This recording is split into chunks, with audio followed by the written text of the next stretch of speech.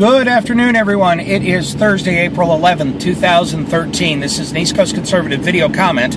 My name is Hatton Humphrey, and I thank everyone for listening. Well, there's a news article that came, or news story, really, that was playing on the radio today, and I almost wanted to give the attorney speaking a tinfoil hat. Now, for those that don't know, I equate tinfoil hats with conspiracy theorists. And almost what the guy said was extremely conspiratorial. But given the nature of the state lately, it's not too far out of bounds. And that's why I really wondered what was going to, whether it's conspiratorial but justified. And I'll explain. In New York State, they have passed the New York State SAFE Act, which is a gun control legislation that does a number of different things. It immediately bans the sale of certain kinds of assault weapons. It restricts the size of ammunition clips to 7 rounds. It increases the requirements for background checks, and strangely enough, well, not so strangely enough, it empowers police it requires that mental health experts report to police those that may be a danger to themselves or others. And it empowers police is the right word, I'm sorry, I keep saying requires, to confiscate the weapons of individuals reported by mental health experts. Well, in Amherst, New York, there was a gentleman that had his pistol permit revoked and was ordered to turn over his weapons because he is on anti-anxiety medication. Now, whether it was reported to the police that he had made certain threats or statements against the health of himself or others, I don't know. What I do know is that within a relatively short period of time, the state police went, never mind, and his permit was reinstated, and the call to confiscate his weapons was rescinded. Kind of strange. Now, to hear the police's side of the story, they sent the letter to the wrong guy. Oh, it's a common name, something like that. I don't know. But to hear the attorney say it, they didn't get the wrong guy. They were just trying to see how far they could push the power that they were given under the New York SAFE Act. A trial balloon, if you will. And this is why I said I almost want to give the guy a tinfoil hat, because that sounds very conspiratorial. But is it?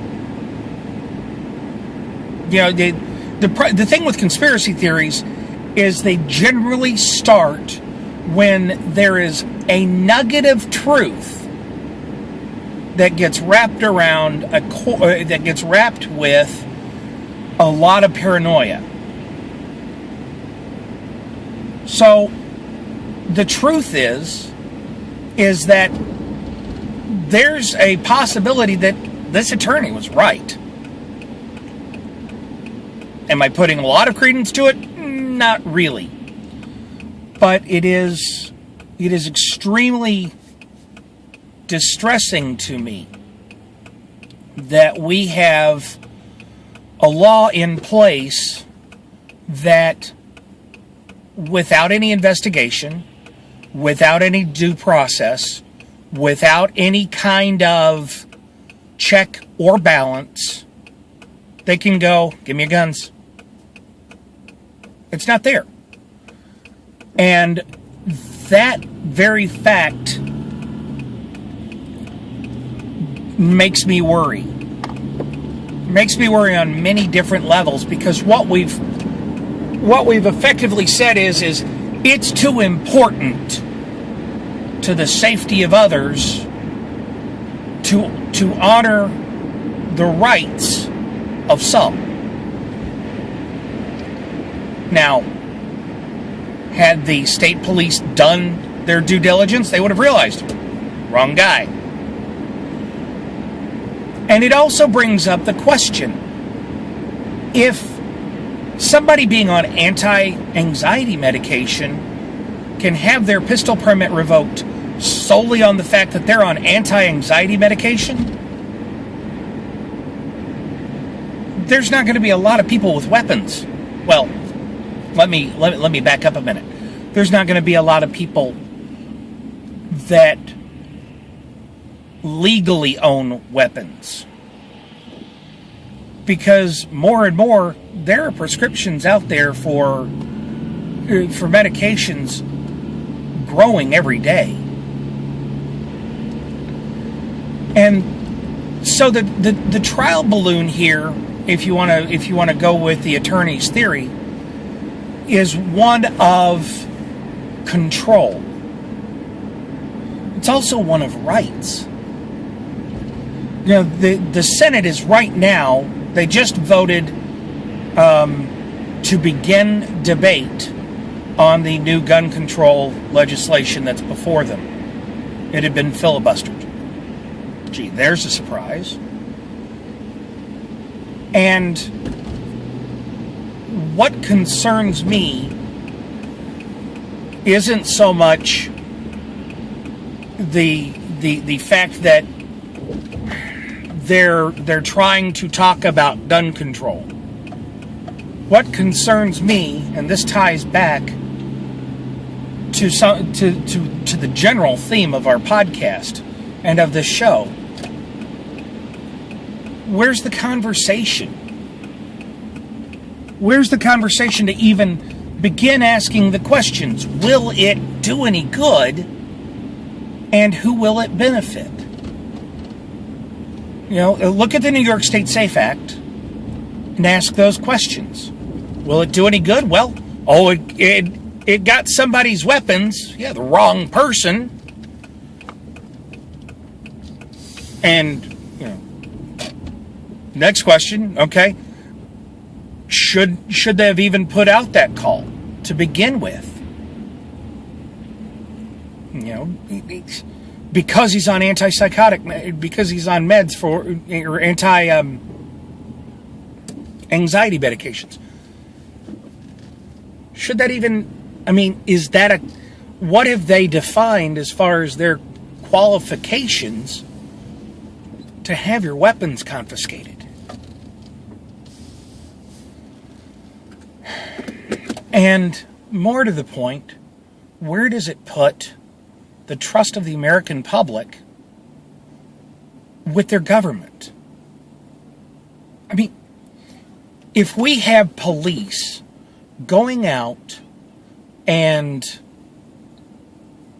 confiscating weapons wrongly, where does this really put the trust of the American public with its government? There has to be some.